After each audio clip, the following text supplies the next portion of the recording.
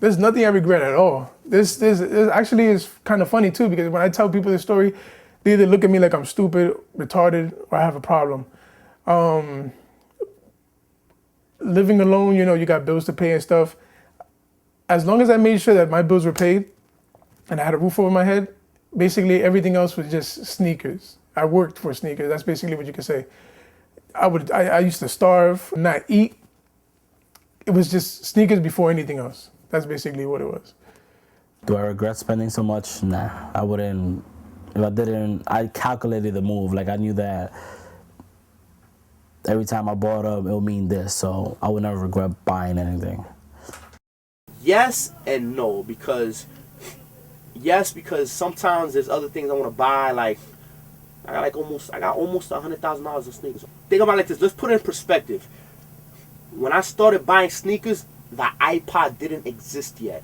Could have invested in some Apple stock. Google didn't exist yet. I could have invested in Google stock. A lot of things didn't exist when I was buying sneakers. Like if you could subtract maybe 100 pairs and do something else with it, I would have been good, man. What would be an extreme that I would do for a sneaker? Well, Extreme. An extreme that I would do for sneakers. I'm a little old. I'm up there already, so I won't do too much. But I don't even know. I haven't done it, but if I could, I would steal a pair. If I was really desperate and like it was a pair that I really wanted, nobody was looking, I'll rob that pair. I wouldn't care. I mean, back then I thought, if a sneaker comes out at 9 in the morning, if I was there like at 6, I thought I was bugging. Like, Until the moment comes, I really can't say. But I think the most extreme was when I played for they just shot the price up at last moment, and I was like, you know what, screw it. now dudes they camping out overnight, they wait in their car, they flying to other cities. Like, so you got certain sneakers that only come out, like, let's say in Atlanta or in Tokyo or in Paris, and you gotta fly out there.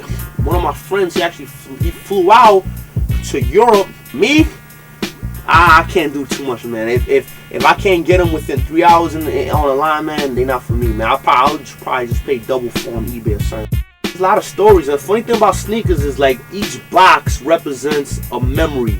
The Tiffany Dunks. The Livestrong Flams. You know what I mean? That's another thing about sneakers. Like you could just point at a box and like, oh, I know what I was doing when I bought these. I know I was doing when I bought these. But let me see, to be more specific, Those sneakers at $375 were to go in price everywhere. Like anywhere you see them, either around $300 or $450, depending on the shoe size. So, Which at first I thought I was gonna pay like $150, I was on Dykeman, this local skateboard shop. but I ended up paying $350.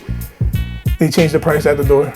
That day, it was a day that I think I was a week into my paycheck already, so I don't get paid every 2 weeks. So I had to go check the bank, see if I had the money for it. there was a pair of Barclays I wanted in '93. Back then, it was about $120, and I told my mom, yo, I want these Barclays, and she was like, hell no, $120. And just figure out my whole week around that purchase. So I did that. I bought them, and they're like my pride and joys. She whooped my ass for 3 minutes.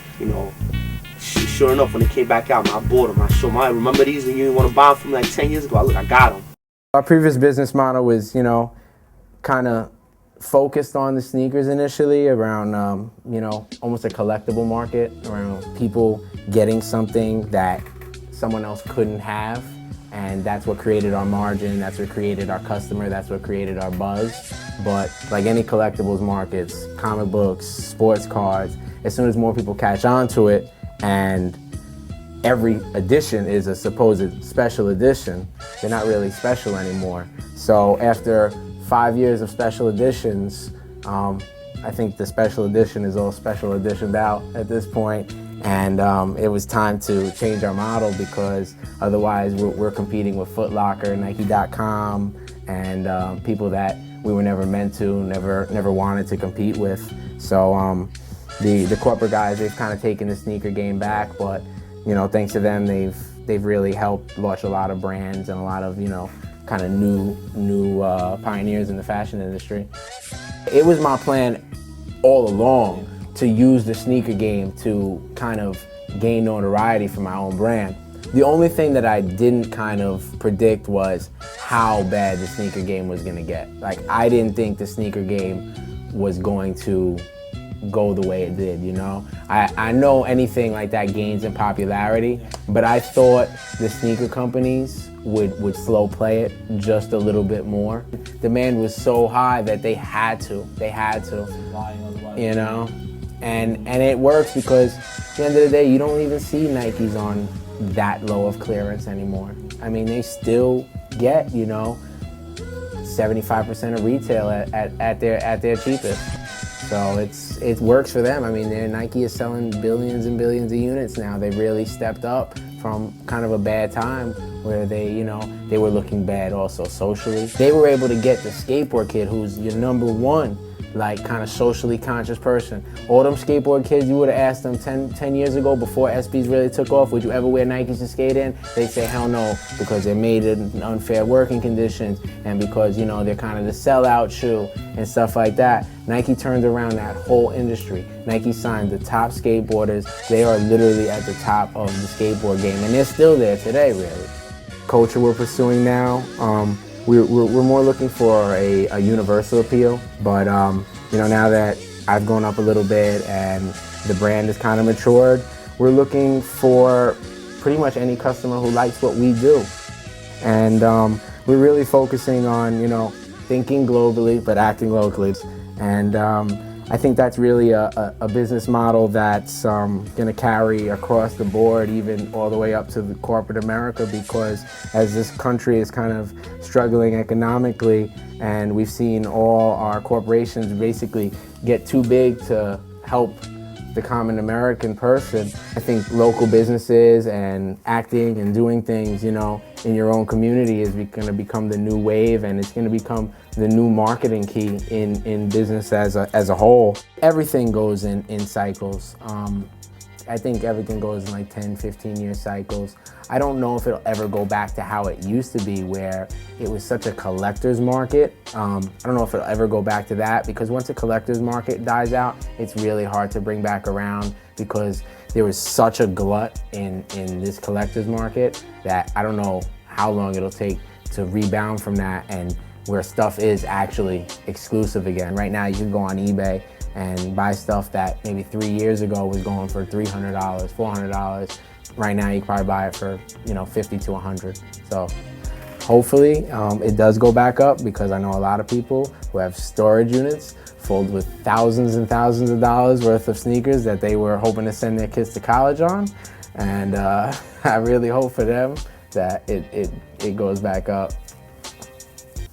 Those who want to start collecting sneakers. For those who want to start collecting sneakers, I mean, now, in 2010, Basically, if you want to start collecting, you have to have that mindset. If you want it, you get it. everybody has sneakers at some point, so like you just got to start collecting what you can at the time. make sure you're doing it for the right reason. If you're doing it to impress girls, or you're doing it to, impress a nigga on the block, there's a lot more cheaper ways to impress other people. Can't think about price. I mean, I don't think about price. At least, if I want it, I'm gonna get it. If you're into dunks, you want to get just recent ones that aren't too expensive, that look good, that fit your style. If you're into Reeboks, if you're into Converses, whatever, just start getting ones that you can afford, and they'll connect with what your current style is, and start from there, and then start getting more eclectic. It takes a lot of know-how, and you gotta really apply yourself to it. And I question people who want to really get into sneakers now in 2010. I mean, you could try.